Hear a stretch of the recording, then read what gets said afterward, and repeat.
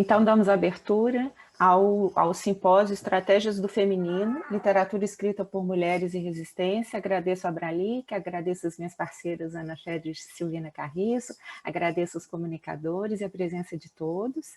E essa primeira mesa é intitulada Trauma, Memória e Relatos de Si como Estratégias do Feminino.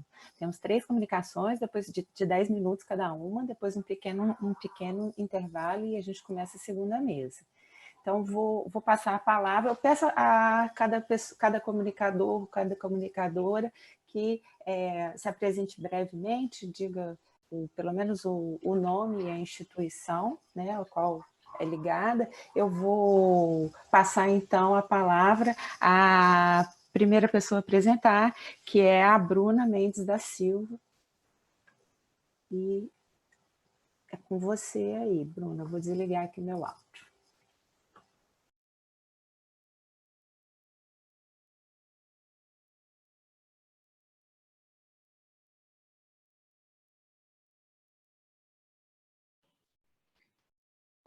Eu não sei se a Bruna está na sala.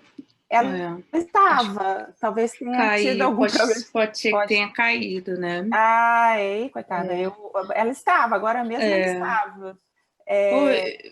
Eu posso começar, então. Pode começar, né, Laurinha? Eu vou só aproveitar para compartilhar com vocês o modo como a gente vai fazer quando chegar aos 10 minutos. Aí a gente avisa 10 minutos, né? Para que todo mundo se encaminhe já para os encerramentos. Essa é uma parte chatinha, né? Mas aí a gente vai ficar controlando para que a gente não extrapole o tempo, né? Lembrando que a gente tem depois um tempo final para o debate, que tudo pode ser esclarecido, complementado, a ideia é essa, né? A gente sabe que é pouquinho mesmo. Isso. E dizer que é uma alegria estar aqui no meio da pandemia, a gente fazendo esse evento. Eu agradeço o interesse de todos no simpósio, e foi uma alegria receber todas as propostas, e tivemos que fazer uma seleção, né, das propostas, porque realmente não dá tempo para todo mundo falar. Mas então é muito bom ter esse interesse, essa participação de todos vocês aqui, e que a gente tenha aí uma semana bem produtiva, né? E antes de começar, a gente está um pouquinho adiantada, né? Também gostaria de fazer um pequeno manifesto, porque eu recebi muitas reclamações em relação ao valor da Abralic, né? Um valor muito caro, sobretudo agora, num momento tão delicado que a gente está passando, no momento de pandemia, de crise econômica, né? Então, para que a gente pense, né, o caminho que os nossos eventos estão trilhando, no sentido de que cobrar um valor muito alto da inscrição acaba excluindo muitas pessoas não conseguem participar, não têm condições, e já que o nosso simpósio fala muito sobre exclusões, né, exclusões dessas escritoras brasileiras e as estratégias que elas utilizam para poder fazer parte de algo que era difícil, né? Então nunca é demais a gente pensar também, né, nos nossos eventos e como a gente está conduzindo os nossos eventos aqui no Brasil, né? A Bruna voltou, a Bruna... Apoiada, Aninha. Bruna?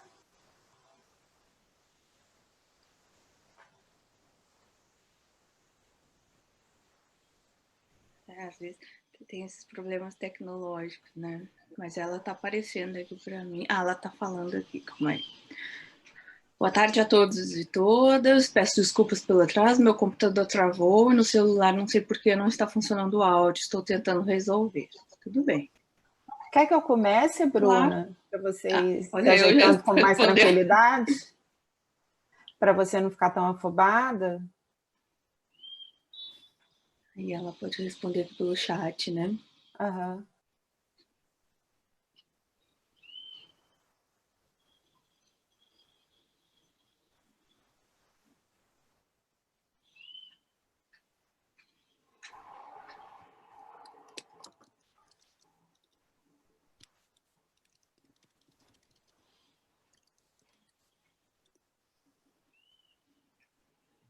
Posso?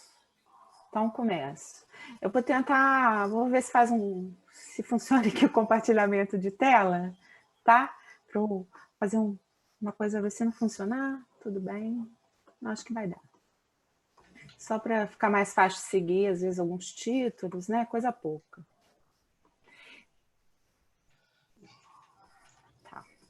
Então, a minha apresentação titulada Trauma e Resiliência em Narrativas de Filiação, em Colombo Schneck. Na produção literária contemporânea, verifica-se uma proliferação de textos cuja temática focaliza questões ligadas à memória familiar e à transmissão de uma herança problemática. O teórico francês Dominique Viard forjou esse termo de narrativas de filiação para referir-se a obras nas quais os narradores investigam sobre a ancestralidade da qual se sentem herdeiros. Trata-se, então, de uma modalidade fronteiriça. Seria uma autobiografia que trata com a biografia. Então, são textos narrados em primeira pessoa, que mobilizam a história de um antepassado, principalmente pai, mãe, às vezes avós, mas como pretexto para autores, e sobretudo para autoras, em sua grande maioria são autoras mulheres, falarem de si mesmas e do impacto desse legado familiar.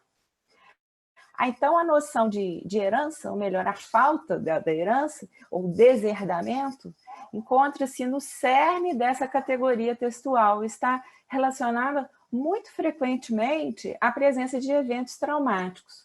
Fala-se, há uma série de termos, fala-se além de desherança, mal-estar na transmissão, fala-se ainda em memória envergonhada, memória ferida. Dentro dessa perspectiva é que eu queria falar do meu objeto de pesquisa, que é o universo literário da escritora francesa de origem judaica, Colombe Schneck, que é uma autora que mobiliza de forma recorrente essa memória familiar e que construiu dessa forma o seu espaço, um espaço autobiográfico bastante amplo. Desde do livro de estreia da Colombe Schneck, que é esse primeiro aí da lista, em 2007, L'increvable Monsieur Schneck, que ela já tematiza os segredos de família. Aliás, o incipit dessa obra é exatamente essa frase, é a história de um segredo. E esse livro, especificamente, é sobre a história do avô da autora narradora. Em seguida, ela vai escrever um breve relato de infância, Val de Grâce, em 2009, no qual ela mobiliza, sobretudo, a biografia da mãe.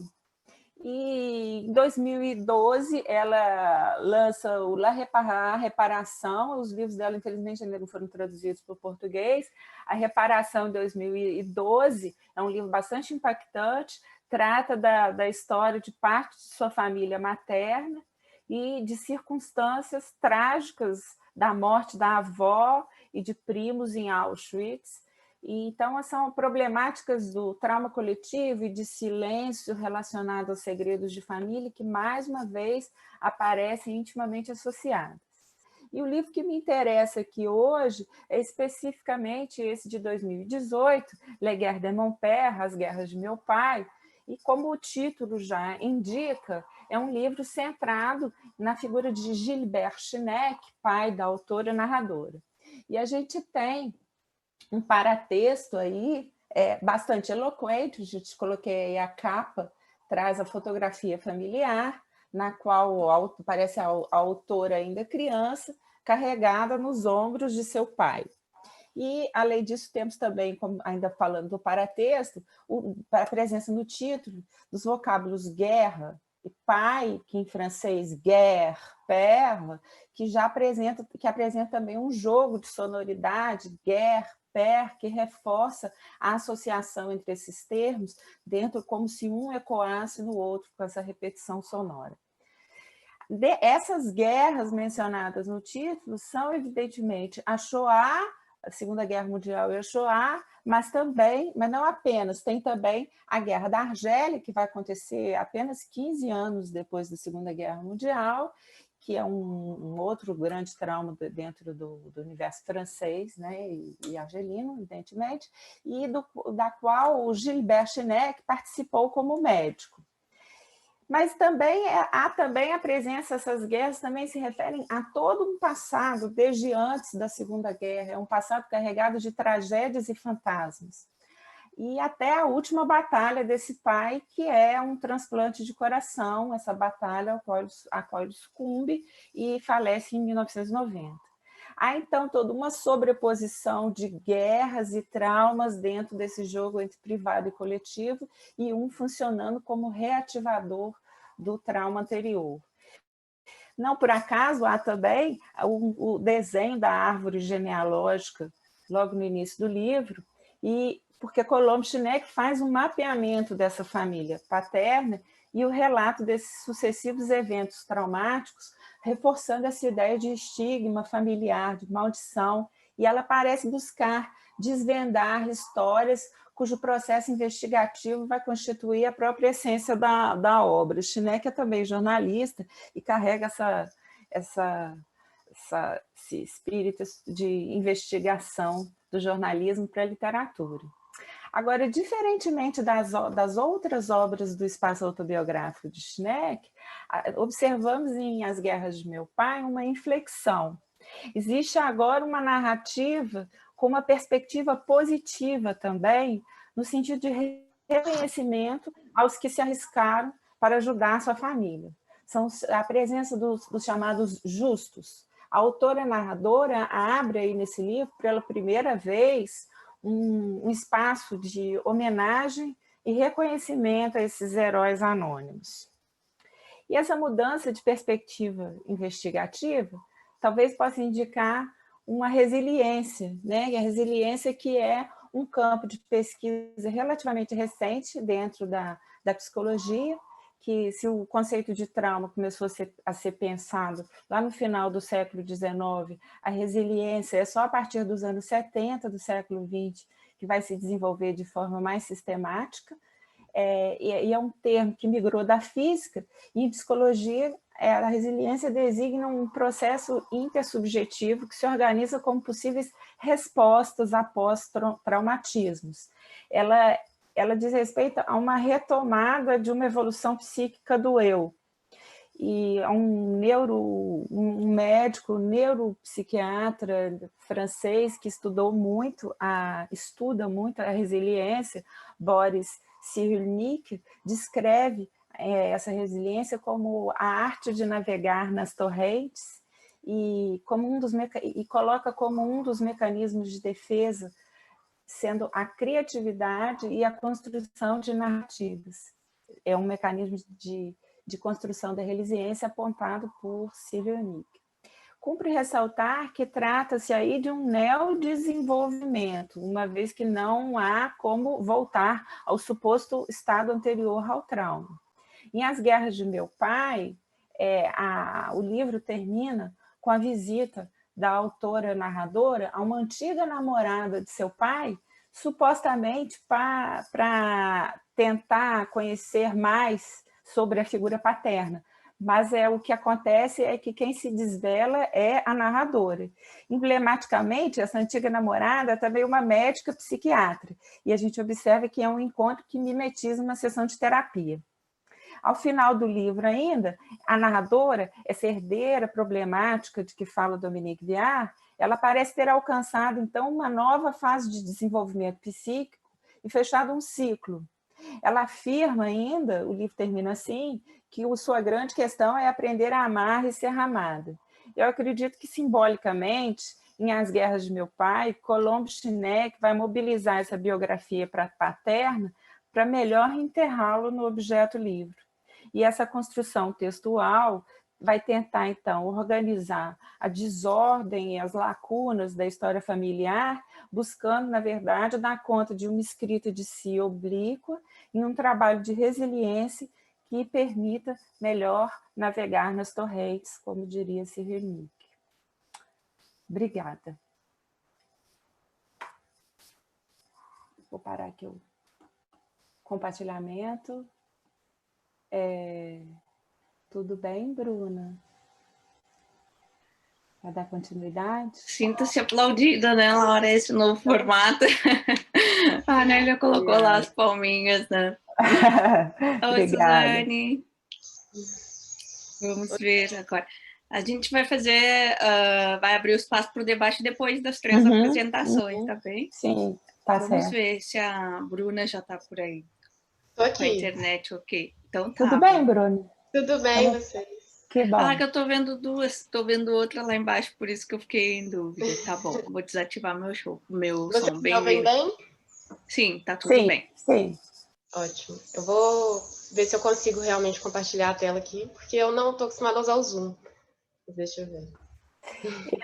Eu comecei, eu pedi a todo mundo para se apresentar antes e eu mesma esqueci de me apresentar. Meu nome, então, é Laura Barbosa Campos e eu sou professora da UERJ de Língua e Literatura Francesa. Bruna, por favor, se apresente também. Tá bem. Então, eu sou Bruna, né? Bruna Mendes, Bruna Steffen. Sou aluna do doutorado na Faculdade de Letras da UFMG. Fiz o mestrado lá também e agora estou fazendo doutorado. E esse trabalho que eu vou apresentar agora, ele é baseado na minha pesquisa de mestrado. Deixa eu compartilhar.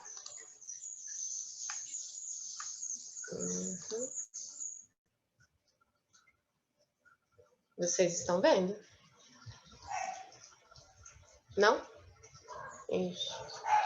Sim, agora sim, já está. Ótimo, perfeito. Bom, eu vou deixar assim.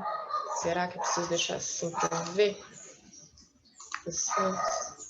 Não, posso abrir. Ok. Bom, esse é o nome, né, do meu trabalho, Memória e Resistência Combativa frente à Violência de Gênero, uma leitura de Dias Mujeres, de Marcela Serrano. Basicamente, a minha pesquisa de mestrado girava em torno dessa obra e da obra da Conceição Evaristo, Insubmissas Lágrimas de Mulheres. Eu utilizava as duas em uma análise, claro, muito mais extensa, né? Aqui é um pequeno recorte e aprofundando um pouquinho nessa questão da resistência combativa, em relação à violência. E eu escolhi chamar de resistência combativa porque, para mim, o termo resistência apenas pode implicar uma situação em que o sujeito sobrevive, que já é muito importante, né, a violência, mas que não devolve uma reação a ela. E acredito que a resistência combativa contempla essa outra face, que seria a reação à violência e numa possibilidade de modificação das estruturas. Bom, e aí a obra Dias Mujeres, da escritora Marcela Serrano, chilena, e o livro ele contém relatos diferentes, né? São contos, são 10 contos de mulheres diferentes, cada conto leva o nome da mulher que está se narrando, que está contando a própria história, sendo que o último é da psicanalista que reuniu as 9 mulheres para compartilharem os relatos delas. E dentre esses relatos eu escolhi 2, que são Laila e Ana Rosa, porque são os únicos que abordam a violência física diretamente, enquanto os outros trazem violência simbólica. E para a discussão que eu quero estabelecer nesse trabalho, eu considerei que esses 2 contos encaixavam melhor. Bom, e aí para começar, eu quero citar o Karl-Erich Schorhammer e o Jane Ginsburg, que nos falam de uma dormência perceptiva em decorrência do excesso de violência social que nós estamos recebendo, que nós recebemos atualmente através das mídias sociais, que fazem com que tenhamos uma certa apatia ou torpor, porque uma outra reação, se fôssemos analisar cada caso, segundo eles, o nosso aparelho psíquico não suportaria. E aí, claro, isso acaba gerando também uma certa desumanização, e, segundo Ginsburg,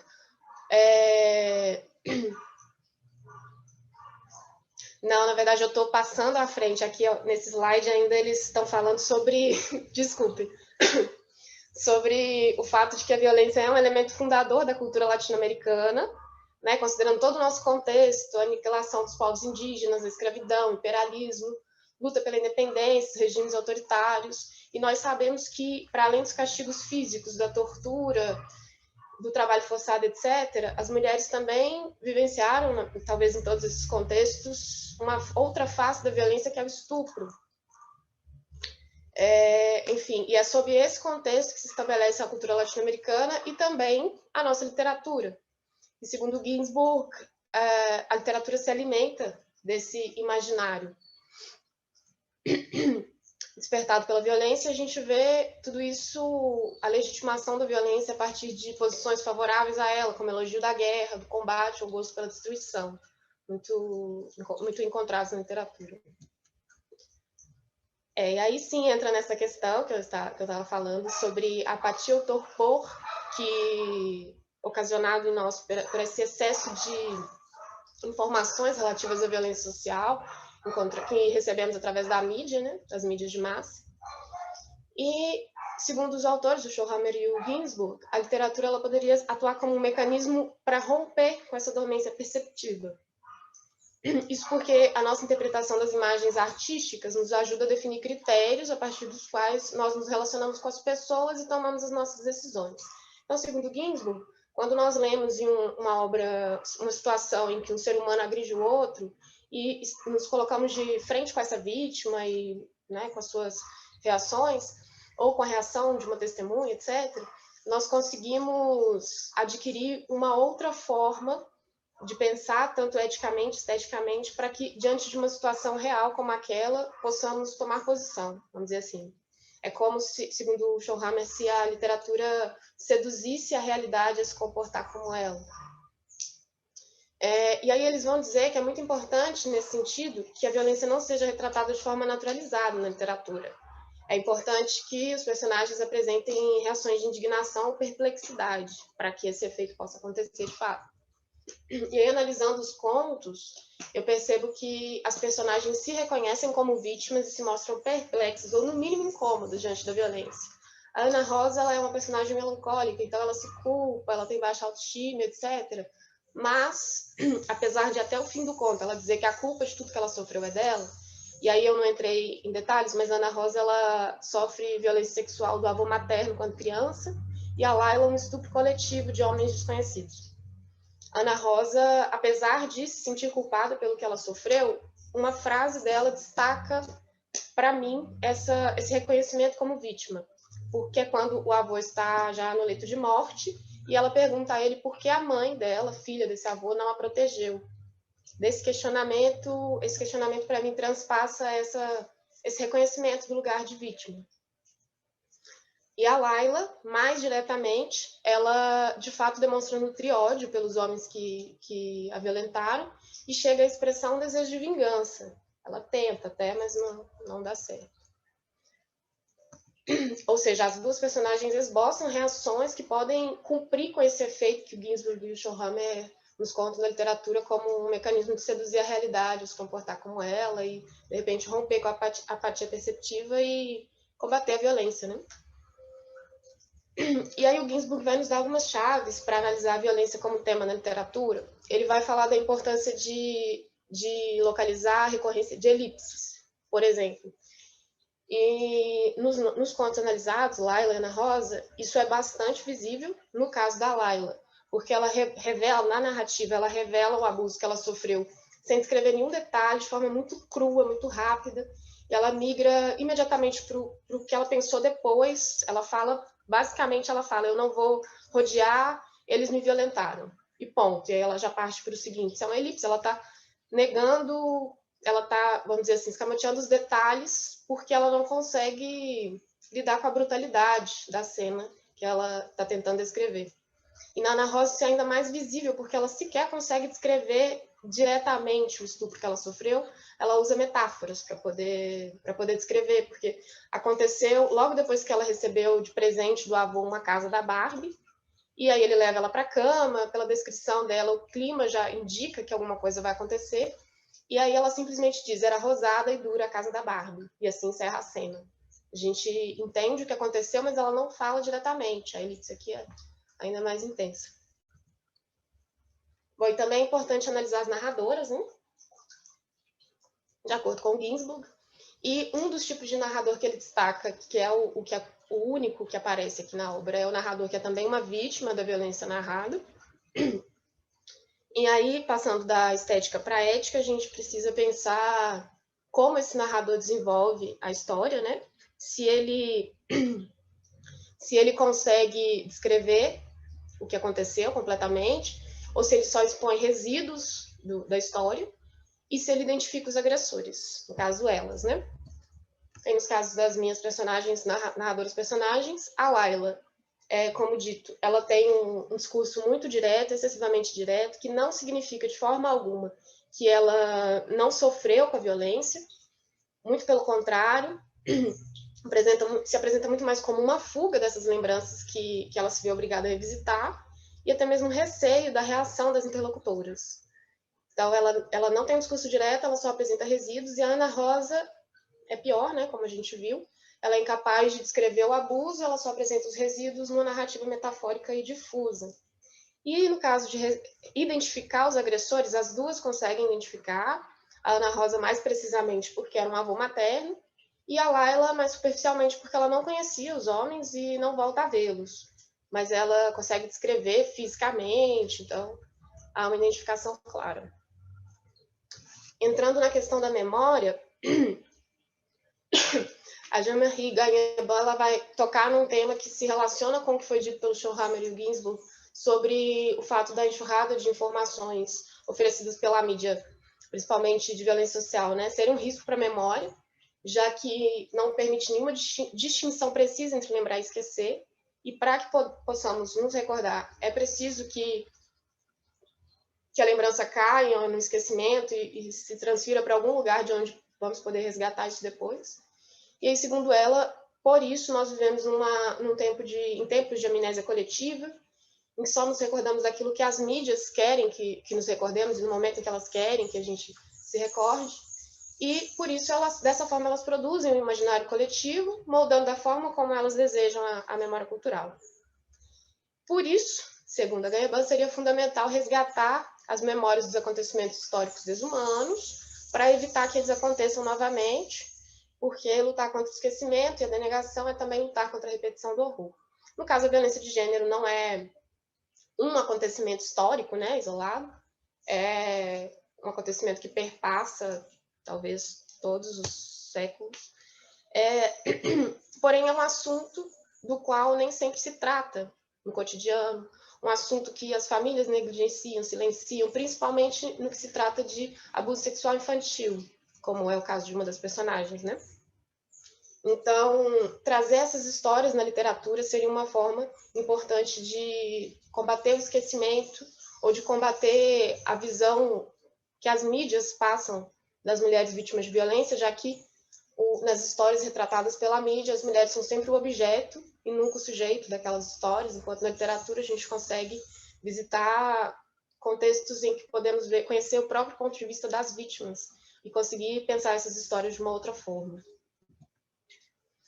E aí, ainda na questão da memória, eu identifiquei que as personagens da Serrano nesse livro, elas são permeadas, a memória delas é construída a partir do vestígio, do rastro, e aí, bem resumidamente, por causa do tempo, no caso da Layla, o vestígio que se destaca do trauma que ela sofreu ali é o vício, que ela é viciada em bebida alcoólica, o que destrói a vida dela, isso desde o estupro, né?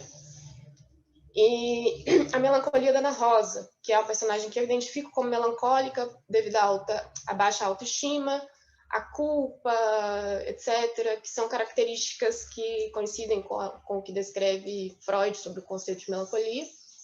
Portanto, essa melancolia da Ana Rosa e o vício em bebida alcoólica da Layla seriam os rastros do sofrimento absurdo que perdura ao longo da vida delas inteira, desde o abuso, desde a violência sexual, e seriam aí os sinais dessa memória traumática.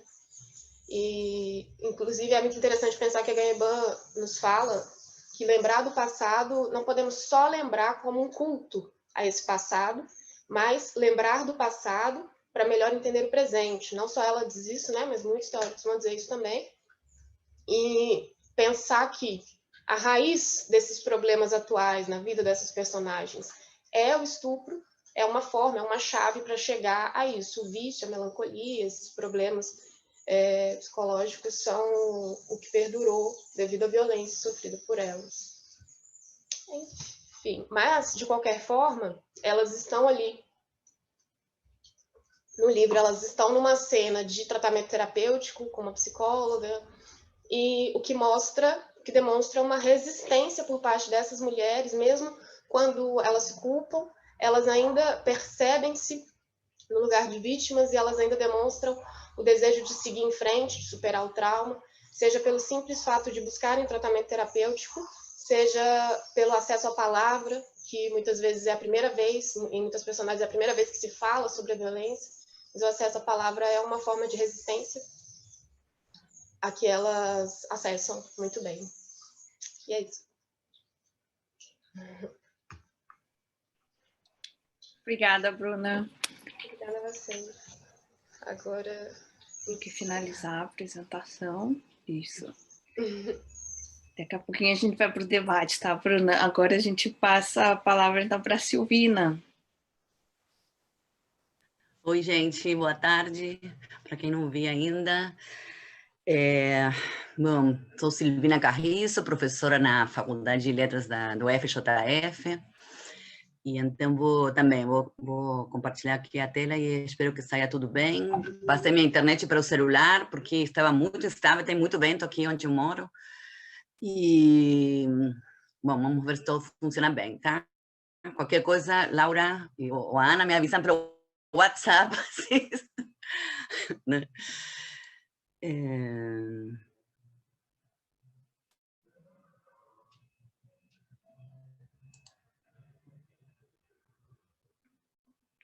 Vou ver se consigo.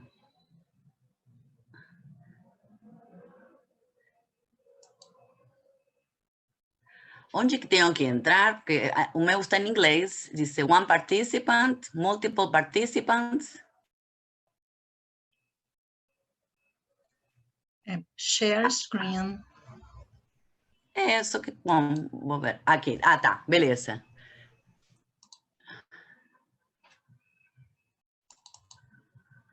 Tá dando para ver? Agora então, sim, tá bom. Beleza, então. Márcia Huayna Cambeba e o Relatar a Si Mesmo. Vou ler o resumo, que é uma forma assim, de resumir os pontos teóricos, talvez, e que podemos passar mais rápido, né?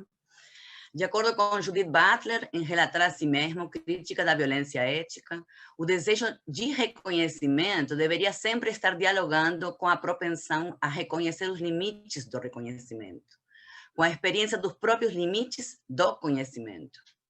Um relato de si mesmo acontece numa cena de interpelação, ou várias, e sua estruturação assume uma dimensão retórica.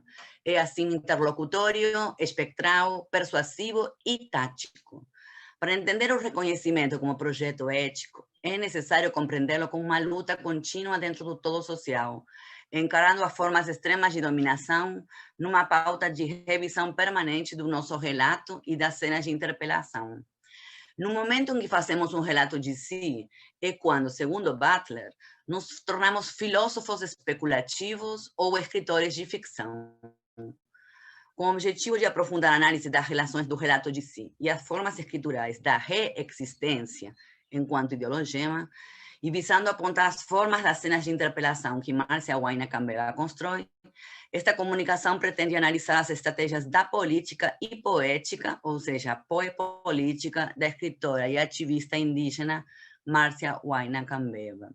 Então, nesse ponto, eu vou ficar apenas, né, na questão da reexistência como um modo de relação entre a aldeia e a cidade, tá?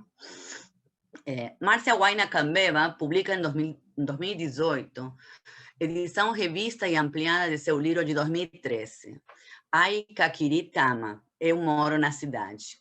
É sobre esse relato de si, Ai Kakiri Tama, que vou me debruçar como em um abraço epistêmico que tem mais de que ensinar a gente pensar meu percurso e me oferecer como mediadora na divulgação da poepolítica dessa escritora indígena do povo Magua Cambeba no Alto Solimões, do povo Ticuna. Esse eu de mulher Cambeba traz estrela para todos nós. O que é estar Cambeba na cidade de Belém, o Pará? O que poetiza e fotografa sobre o estar amazônico nas Américas? Ai Kakiri Tama, cena de interpelação, com a ajuda da filósofa Judith Butler. Nos agradecimentos, Márcia cria espessura nessa sua cena de interpelação e que irá poetizando e fotografando no decorrer das suas 72 páginas. Assim ela diz: aos parentes indígenas da aldeia Tururucari-Uca, por abrirem o baú de suas memórias e por me permitirem participar. Agradeço a confiança, o carinho e a amizade. Aos parentes Somaua-Cambeba, que vivem na cidade, pelo seu assumir e pelo comprometimento com nossa luta, e a todos os povos indígenas dessa Amazônia. Da capa à contracapa, as textualidades visuais, a foto, a forma do título, a menina dentro das águas e esse seu olhar no reflexo reflexivo do seu rosto. A cidade lá do outro lado, como o símbolo do infinito nas juntas dos mundos. O vermelho da letra que enuncia Aikakiritama. E verde mais claro do que das plantas na água, da prática generosa da autotradução. Eu moro na cidade. Então, vou mostrar a capa, né?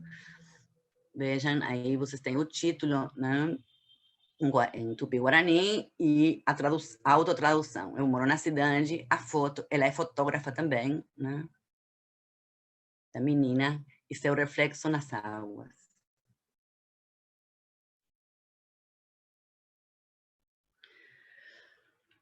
E aqui temos a contracapa, né, com a editora, né, o típico paratexto de editora. A foto também, aqui no caso de Belém, Pará.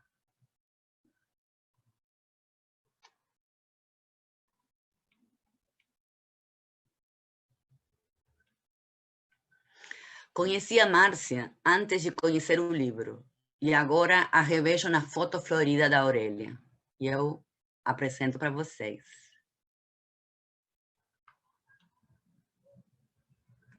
Essa é Márcia Huayna Cambeba.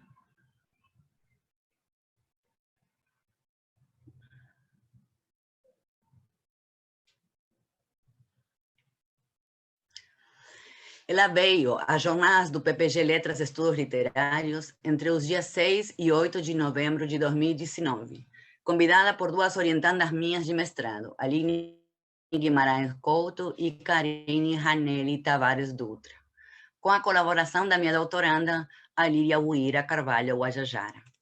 Tivemos tempo para conversar muito, para ela performar em mesa redonda e para ela conversar com as e os estudantes da minha oficina de literaturas indígenas nas Américas. Vejo a foto florida e ecoa em mim não apenas a sua presença, mas seu canto e a bela companhia de Edu Toledo, músico. Corre um pouquinho aqui. Na apresentação da Márcia Huayna Cambeba, escutamos o livro Aikakiritama, que significa Eu Moro na Cidade, apresenta poemas relacionados à pesquisa de mestrado que realizei na aldeia Tururucari-Uca, quando Dona Teca era Zana, Tuxaua. Poemas descoloniais que buscam ajudar as pessoas a compreender a importância de se conhecer e ajudar os povos, para que não sejam completamente dizimados em seu território sagrado, em sua cultura, em sua ciência. Os povos indígenas, mesmo que de formas diferentes, mantêm o mesmo ideal, de conservar a cultura originária como herança ancestral, sempre em contato com a natureza, da qual sentem-se parte integrante. Este livro é um convite a conhecer um pouco da cultura brasileira pela poesia indígena. Então,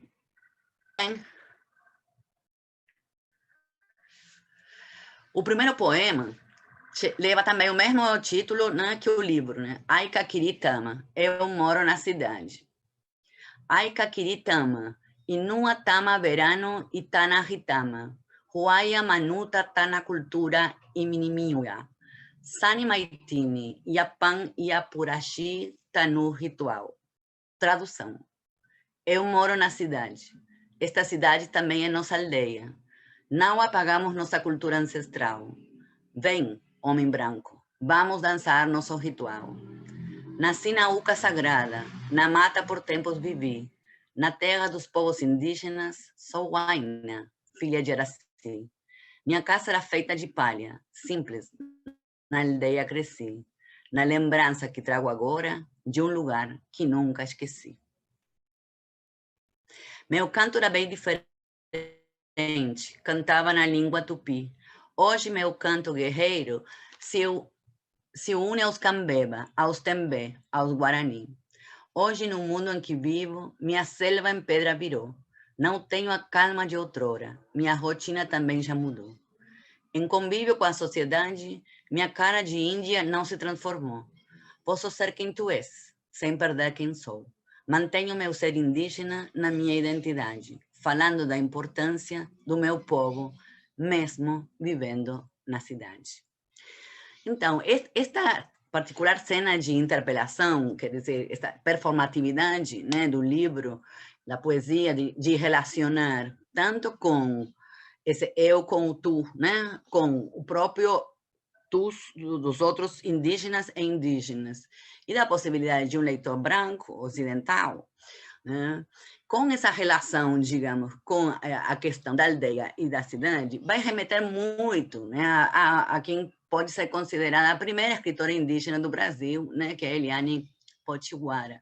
Por isso que eu gostaria de fazer nesse momento uma relação, né, justamente por quê? Porque esse tema da aldeia e da cidade vai tomando sentidos diferentes conforme a sociedade brasileira vai, aos percalços, avançando, né? Então, a escritora pensadora potiguara Eliane já poetizava em 2014 os significados da sobrevivência, da existência e da resistência no seu livro seminal Metade Cara, Metade Máscara, interpelando com sua escrita a ela mesma, as mulheres e homens indígenas desaldeados, cuja compulsória e violenta migração se espelhava em uma procura constante pelos laços com a territorialidade das aldeias. No último poema de Metade Cara, Metade Máscara, a escritora se encaminha ao equilíbrio, né, depois de um grande percurso de vida e narrativo através desse relato de si.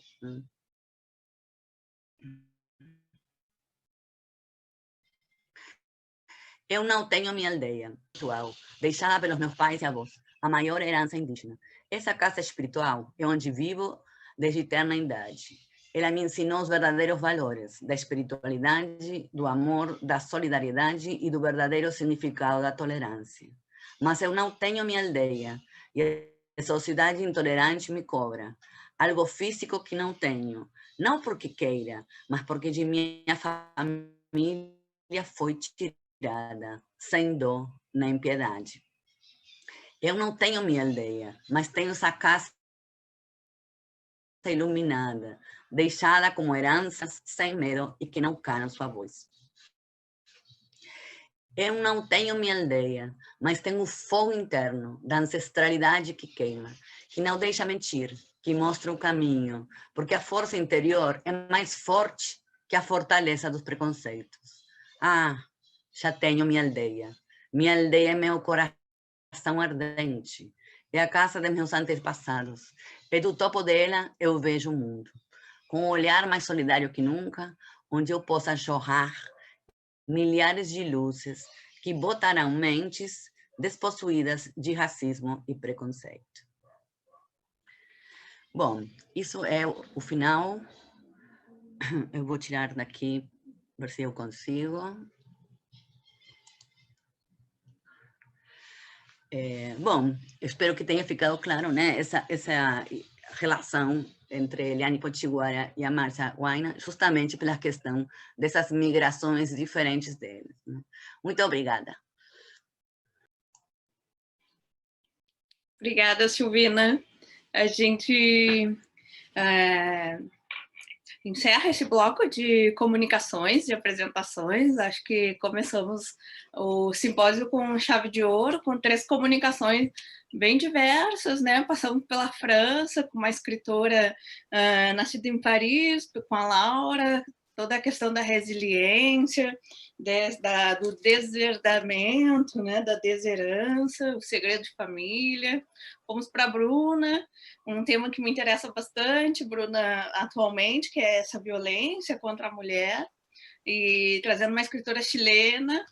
E terminamos com a Silvina, trazendo a riqueza dessas culturas indígenas que nos faltam muito, Silvina. Eu fiquei pensando assim, eu quero fazer essa oficina com a Silvina, né? Porque eu dou literatura brasileira 1 na UF e a gente sente falta assim desse conhecimento que nos tiraram, né? Foi um epistemicídio, né? Que nos tiraram. Então, muito interessante a tua apresentação também.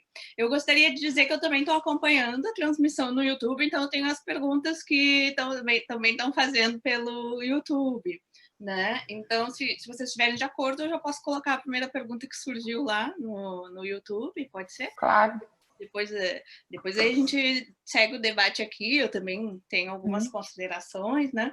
Eu tenho uma única pergunta, que é da Elizabeth Nascimento, e ela faz parte do grupo Escritas do Corpo Feminino, da UFRJ, e a pergunta dela é a seguinte, ela diz: gostaria de ouvir um pouco mais sobre a resiliência como mecanismo de defesa e qual a relação com a resistência ativa, né? Eu acho que ela não disse para quem era, eu acho que é para Laura, mas acaba dialogando, né, com as outras comunicações também, então todo mundo fique à vontade para comentar.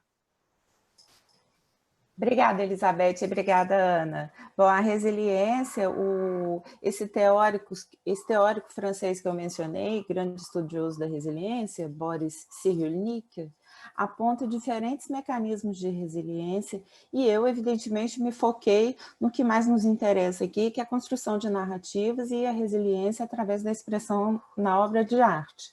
Agora, uma das questões que ele aponta também, e eu acho que, nesse sentido, eu até pensei também em conversar com a Bruna, é que o mecanismo de construção desse discurso da parte do eu traumatizado, ele só vai conseguir construir essa defesa e essa resiliência com se ele encontrar um ambiente acolhedor. Ou seja, o quão pernicioso é um ambiente cultural, um ambiente da sociedade do negacionismo, como, por exemplo, não existiu campo de concentração, ou no caso da violência contra a mulher, por exemplo, se aquele discurso do traumatizado é negado, por que você estava ali naquele momento, por que você estava usando aquela roupa provocativa naquele momento. Todo o processo de resiliência, ele é interrompido quando ele não encontra esse ambiente acolhedor.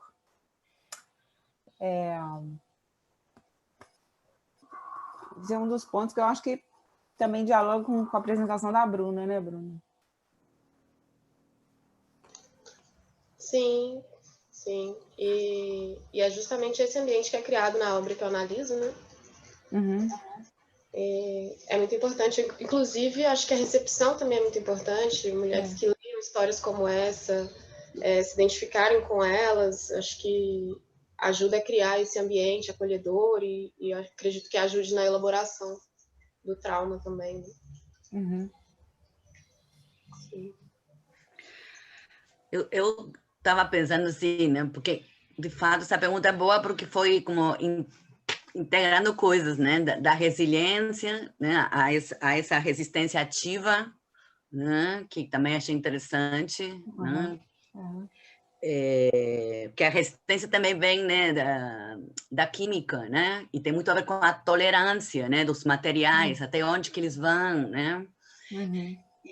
E sobre a resistência, né? Porque acho que cabe para todo esse tipo de problemáticas sociais, né? Da subjetividade, né? Essa passagem também é a resistência, né? Nesse percurso, né? De uma sobrevivência para uma existência, né? E para uma possibilidade de resistência, quer dizer, de alguma forma se ressubjetivizar em função das dores traumáticas, inclusive, né, quando é violência física, né, que não são apenas ou seja, de uma subjetividade separada do corpo, né? O corpo está marcando aí o sintoma constantemente, né? Uhum. E, bom, e por outro lado, eu acredito, né? Pelo menos eu que já passei por muito tempo de psicanálise, que a psicanálise sempre foi, né, um trabalho de subjetivação, né?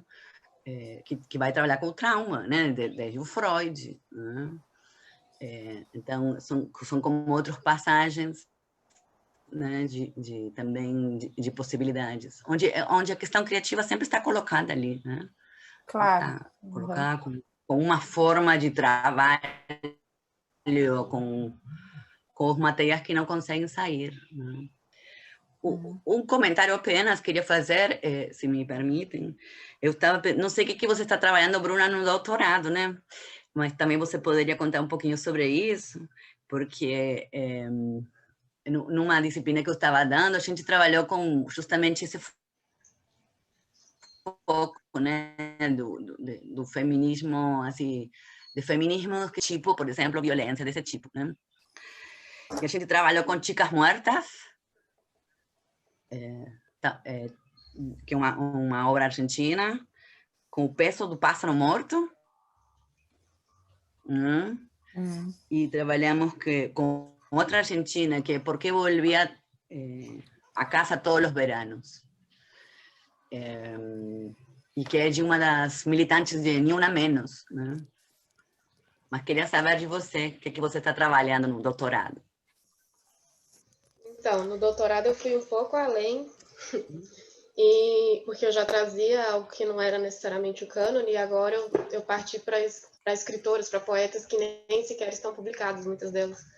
Porque eu falo da poesia produzida por mulheres nos slams, que são competições de poesia falada, né, para quem não conhece. Então, são poetas marginais e poetas com publicações independentes que elas mesmas geram. E também com essa ideia de pesquisar, de investigar a violência, a memória, mas também entendendo o Islã como performance. Então, analisar toda a apresentação, o corpo dessas mulheres, como é que elas contam essa história, não só pela voz, pelo manejo da voz, mas com o corpo também. Estou aí.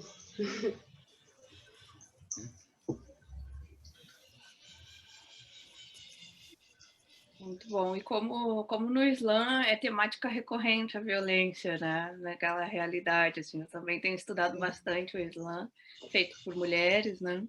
Mas antes de eu fazer o meu comentário, vou deixar para o final, vou abrir, então, para quem quiser, para não ficar um monopólio aqui, vou abrir, deixar espaço, então, para a palavra, quem tiver algum comentário, alguma pergunta. Fiquem à vontade para ligarem os microfones. Tem uma pergunta aqui no chat, uma colocação, na verdade, da Anélia, colocando que a respeito da associação muito comum hoje em dia entre resistência e resiliência, mas que, como a Silvina disse, realmente o termo veio da física, né? A resiliência vem da física, a resistência também, né, Silvina? Mas a questão da Anélia é que não são sinônimos, né? Que não são sinônimos, e as pessoas frequentemente mencionam, colocam como se fossem sinônimos, né? A resiliência, na verdade, tem também uma noção de adaptabilidade envolvida, que na resistência não há. Eu acho que a diferença principal é essa, que a resiliência, com muito cuidado para não pensar na resiliência como um processo de cura, porque, como eu disse, não se trata de retorno a um estado anterior ao trauma, mas de uma determinada capacidade de adaptabilidade diante de adversidades, de traumas e de um neodesenvolvimento, né? Já a resistência, no meu entender, não existe essa conotação, né? Me lembra uma frase da Conceição Evaristo no Insubmissas Lágrimas de Mulheres, Conceição em quem o termo se emprega muito bem, né? Que ela fala das personagens de Insubmissa como pessoas, mulheres que parem, do próprio corpo elas concebem, parem a sua resistência, desculpa, a sua resiliência, né? A sua ressurreição, como ela fala, e persistem vivendo. Então, essa ideia mesmo de... As personagens todas do livro dela têm essa lógica mesma que você disse. Elas não necessariamente retornam para um ponto anterior à violência que sofreram, mas elas conseguem seguir caminhos que apontam para a superação, vamos dizer assim, refazer as próprias vidas de uma outra forma em que elas estejam bem, né? Dentro do possível. Eu acho que a resiliência é uma forma de resistência, mas nem toda resistência necessariamente envolve resiliência. Uhum. Eu posso fazer Por favor. uma observação? É que eu mesma já usei bastante esse termo de resiliência e acho muito interessante a maneira como Laura apresentou. Eu só queria fazer um comentário que na imprensa, hoje em dia, na imprensa política, a palavra resiliência está sendo usada no sentido um pouco banal. Há uma banalização, pelo menos no Brasil, na imprensa brasileira, na imprensa política, por exemplo, falando que como a resiliência, digamos assim, do Bolsonaro, que apesar de todas as críticas, continua com uma boa aceitação. Então, essa resiliência, nesse contexto, ele é um termo que se empobrece pelo uso... Inadequado, inclusive. Inadequado e banalizador. Mas eu queria lançar isso, porque realmente eu tenho visto esse emprego de modo recorrente. Então, quando a gente usa nesse sentido que você apresentou, Laura, muito bem, dentro desse contexto, né, que vem da física, como se... porque na física a resiliência tem a ver com o material que consegue... Você pressiona o material e o material ele consegue voltar... A ideia da elasticidade, né? Exato, da elasticidade. E depois, quando a psicologia toma esse termo, nos anos 70, é justamente para estudar crianças traumatizadas. Os primeiros estudos foram em cima de experiências de crianças que sofreram traumas muito fortes, né? Como que algumas crianças conseguiam sobreviver com uma certa qualidade de vida e outras crianças sucumbiam, né? Então os psicólogos vão analisar que fatores que interferiam nessas condições, justamente. Então, você mencionou, por exemplo, essa questão do acolhimento, você ter uma rede de proteção, enfim, tudo isso, né? Eu usei a resiliência, por exemplo, para analisar o livro da Ana Maria Gonçalves, né? Um defeito de cor. O defeito de cor, porque é uma personagem que é absolutamente resiliente. Exato. Apesar de todos os sofrimentos, ela é uma vencedora, digamos. É isso. Obrigada, Eurídice. É exatamente esses primeiros estudos que partiram de crianças, inclusive dentro da mesma família, crianças que haviam sofrido exatamente o mesmo trauma e apresentavam reações totalmente diversas. Foi muito a partir daí que o estudo da noção de resiliência se desenvolveu e Boris Cyrulnik defende a ideia que há mecanismos que se desenvolvem já na idade pré-verbal que formaria uma capacidade de resiliência maior ou menor em cada indivíduo. Eu nem entrei muito nessa questão, porque eu não dizia muito respeito dentro do corpus literário lá, mas é muita parte daí, Eliane.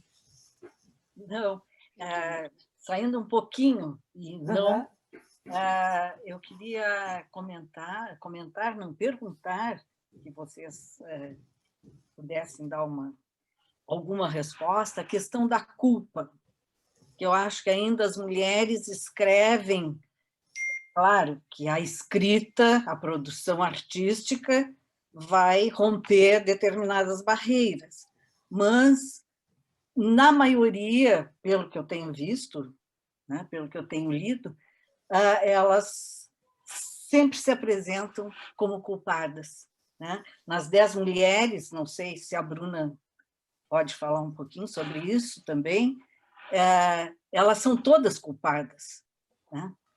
Então, essa questão da culpa, não sei se na escrita de autoria feminina contemporânea está sendo resolvida ou não. Me parece que isso está levando muitos anos para se resolver. E eu estou com pressa. Tá? É isso. Obrigada, Bruno. Realmente. Em 10 Mulheres, a culpa ela tá bem presente. Eu não sei nem se tanto na personagem Laila, né? Que ela sente esse ódio dos agressores, ela quer se juntar ao grupo dos primos ali para matar o inimigo. Então, eu acho que apesar de alguma coisa, algum resquício de culpa, ela ainda apresenta uma diferença um pouquinho maior das outras personagens. A Ana Rosa, ela é a personagem que está mais no fundo do poço mesmo, e ela diz com todas as palavras que ela é culpada, né? É interessante porque isso me lembra a Safiotti dizendo que as mulheres se culpam de tudo, porque é isso, né? As mulheres são criadas, educadas para se culparem por tudo mesmo.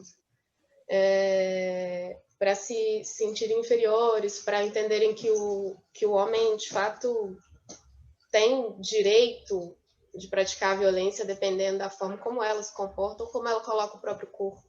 É uma questão cultural, né? Difícil. Mas no livro da Serrano eu não vejo tanto, mas da Conceição Evaristo, que eu estou falando muito, né? Nem é o trabalho, mas eu estou falando, que é Insubmissas Lágrimas de Mulheres, não há essa culpa. A Conceição fez questão de construir mulheres que realmente escapam desse lugar da culpa e são resilientes, né? E conseguem escapar do lugar da culpa tão frequente. Ali a gente encontra.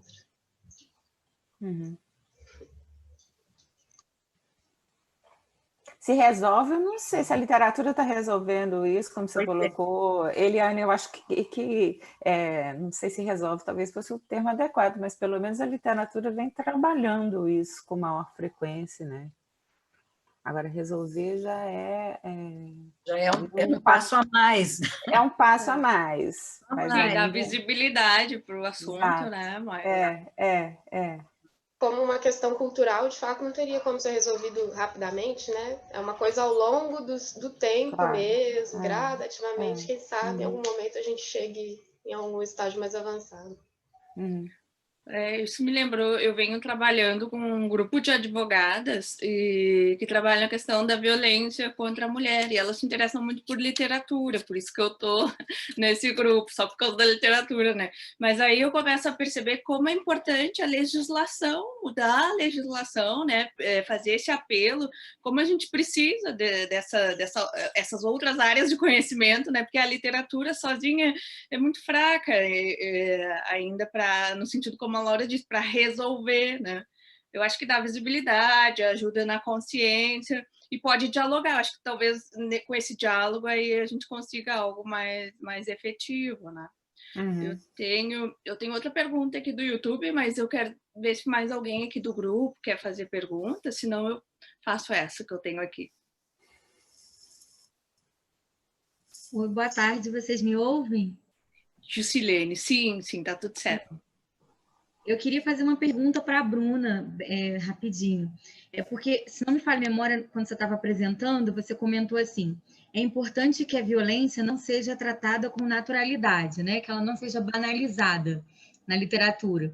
E aí eu fico pensando como esse acaba sendo um recorte didático, talvez necessário, urgente, né, para o momento que a gente está vivendo, mas como também, às vezes, quando agora a colega falou sobre a questão da culpa, né? Quando a gente se depara com esse incômodo da mulher que ainda se sente culpada, com a mulher que é violentada e ainda assimila isso como responsabilidade dela, como isso também provoca uma reação que não é necessariamente didática, mas que talvez exija um outro estágio de leitura, né? Porque te tira um pouco do senso comum quando a gente não identifica aquilo como uma reação que deveria ser esperada. Eu acho que essa tensão, talvez a resposta não venha na literatura mesmo, porque talvez a tensão, a suspensão dessas ideias, elas acabem sendo necessárias, né? Os dois pontos. Então, queria ver, Bruna, se você tem essa impressão também de que não necessariamente tem que ser sempre esse caráter didático para a representação da violência, ou se esse outro desconforto também é bem-vindo. Sim, eu acho que é diferente retratar a violência de uma forma naturalizada da forma como acontece, por exemplo, na Marcela Serrano, que não chega a apresentar uma reação direta, não chega a ser um discurso, não é um discurso, nesses dois contos pelo menos, né, um discurso militante, vamos dizer assim, mas a gente consegue ver que ela constrói personagens que estão destroçadas, despedaçadas, a gente consegue perceber esse lugar da dor. Então, mesmo que por um outro caminho, que não é o do discurso ativo, né, a gente consegue ver a violência, ver a violência contra a mulher, o estupro, de uma forma ruim, e não de uma forma natural, mas de uma forma muito pesada. Eu acho até que é mais profundo isso, esse caminho é mais profundo, porque a gente consegue meio que entrar, de alguma forma, no imaginário da própria vítima. Sim. Eu acho que é diferente. É diferente e também eficiente. Tão eficiente quanto um discurso mais ativo, mais direto, vamos dizer assim. Acho que acaba sendo didático também, né? Acaba sendo muito didático.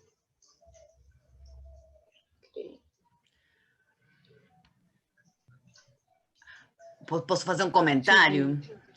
Sim. Sobre o que tinha falado a Ana, né? Eu achei bem interessante isso desse grupo com advogadas, né?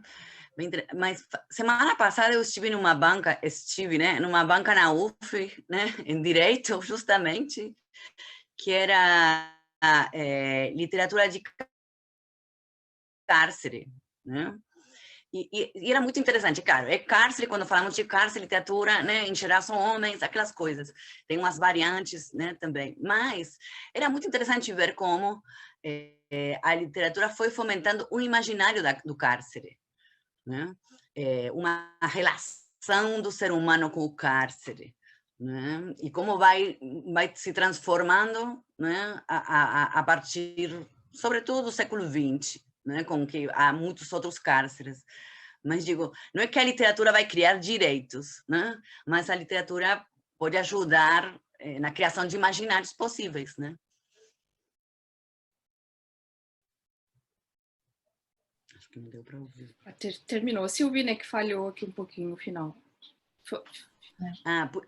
Não, o que quero dizer é que justamente não é que a literatura vai resolver. Sim. Isso está muito claro, né? Essa etapa de acharmos que a literatura, né? Mas eu acho que a literatura tem esse dever, como as artes em geral, né? De criando imaginários possíveis, diferentes, questionadores, né? Isso ajuda. Não, eu concordo. E o direito bebe muito na literatura também, né? Como eles estão ligados à disciplina da literatura. E eu só quis dizer assim que como é preciso assim criar políticas públicas, né? Rever a legislação, coisas mais que fiquem por escrito, assim, né? A mudança por escrita, tá? Mas muito bom.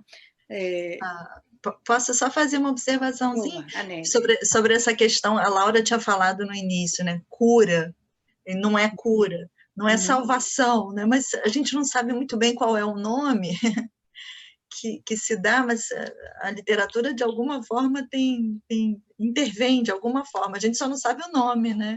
Cura, salvação, mas é só isso. Eu queria só fazer uma perguntinha a Silvina, porque eu fiquei... Silvina, do texto que você apresentou, da Cambeba, Márcia, eu não entendi se ela escreveu, se aquele texto é uma tradução sua, ou ela que faz os dois, ela faz na língua tupi, e você traduziu, ou ela escreve bilíngue? Silvina, me ouviu? Sim, estou te ouvindo. Está me ouvindo? Sim, sim. Tá certo? Ah, beleza. Não, ela que se autotraduz. Né, que é uma interessante.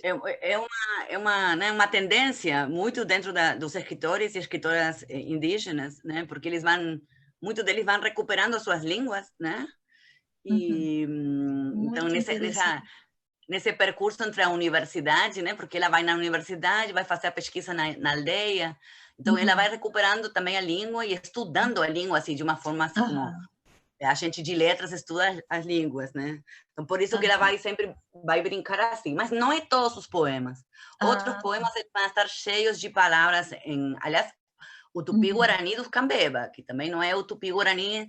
Pois é, imagino. Quer dizer, pois é, como se eu conhecesse, não conheço nada. Estou imaginando só. Mas aí, então, o livro é uma edição bilíngue. Sim, mas não é toda, são procedimentos, né? Esse poema que eu li, por exemplo, só começa, né? 4 versos em tupi-guarani, ela escreve tradução e depois vai direto para o português. Pois né? é, e era enorme, né? E em tupi-guarani era pequenininha, aí eu fiquei pensando o que parece, então, que não é exatamente tradução, não sei, ela chama de tradução, mas pode ser um outro poema também, sei lá. Pois é, mas não é, digamos assim, tem outros escritores indígenas que vão fazer, né? Vão colocar a língua indígena numa página e na página do lado, né, no espelho, a tradução para o espanhol, o inglês, sei lá. Se autotraduzindo, né, como as edições bilíngues das línguas que cotizam bem no mercado, como diria Bourdieu, né? Nesse caso, ela faz algumas operações, mas trabalha muito, inclusive essa coisa do título, né?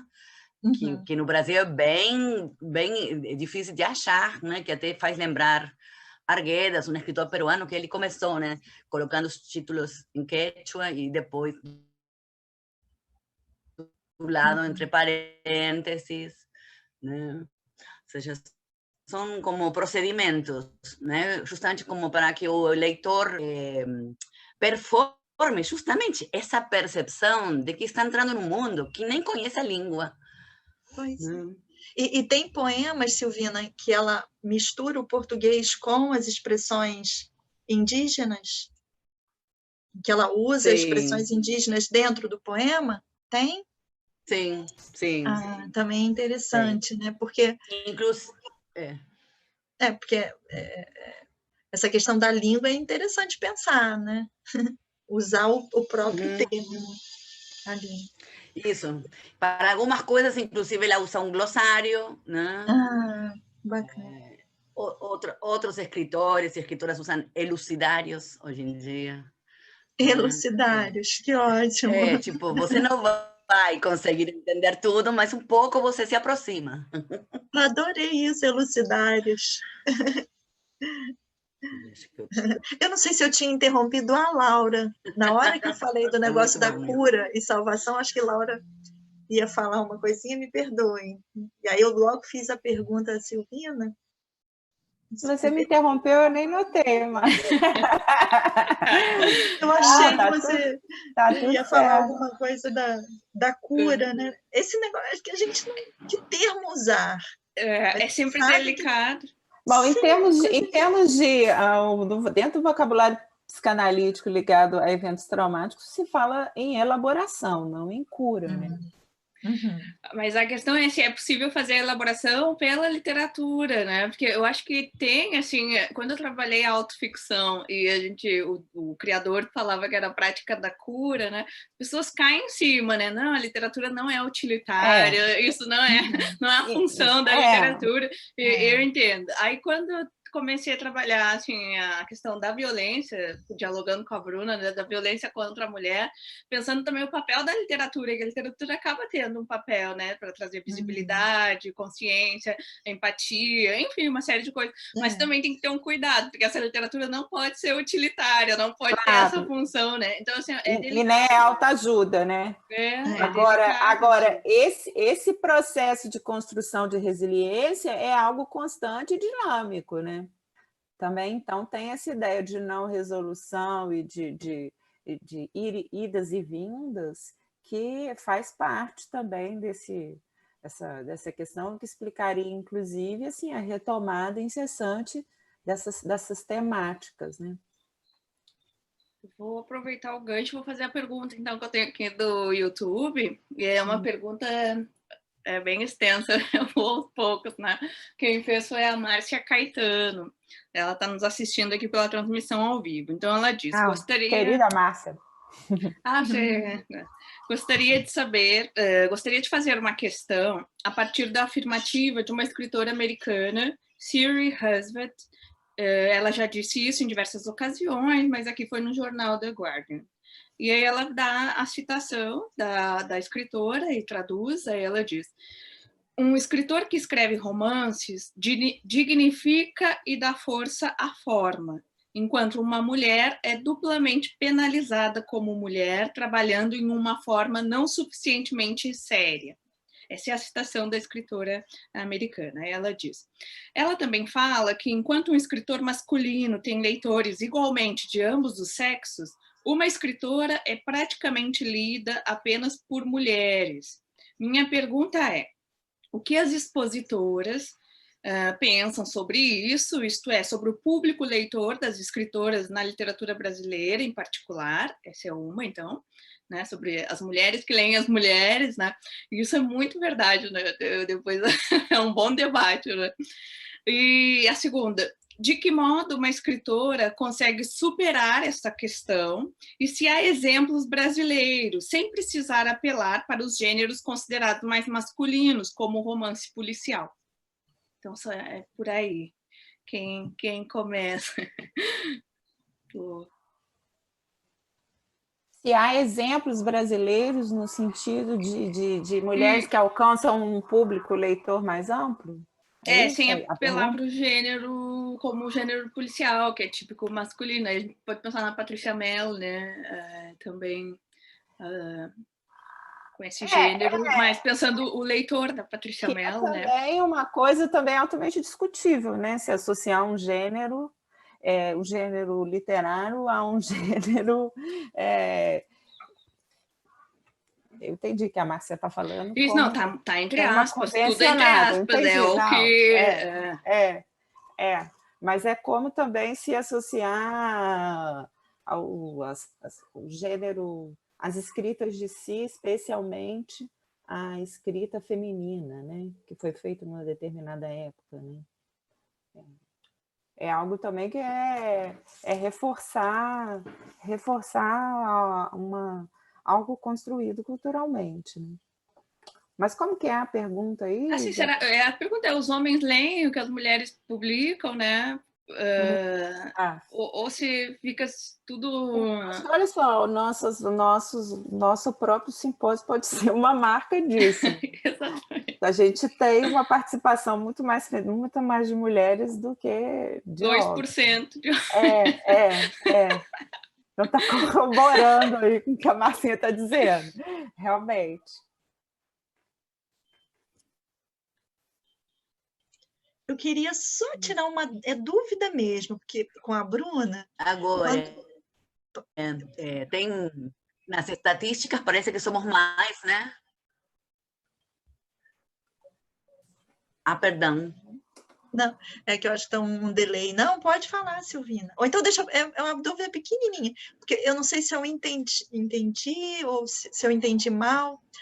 Bruna, você se referiu aos contos como relatos? Ou eles são relatos? Ou você se referiu a eles como relatos? Ou então eu não entendi direito, que essa palavrinha ficou na minha cabeça. Eu também tive essa dúvida. Eu posso ter usado a palavra, mas se eu usei a palavra foi por acidente, assim. Detalhe, bobagem. É porque eu não conheço a obra e achei, nossa, muito bacana e muito legal o seu trabalho. Belíssimo, parabéns. É muito bom, é ficção mesmo, 100% ficção. E muito doloroso, né? Nossa. Extremamente. Inclusive, o livro se parece muito com o Submissas Lágrimas da Conceição, eles têm o mesmo formato, o mesmo estilo, a mesma lógica. Para quem conhece. Vale a pena.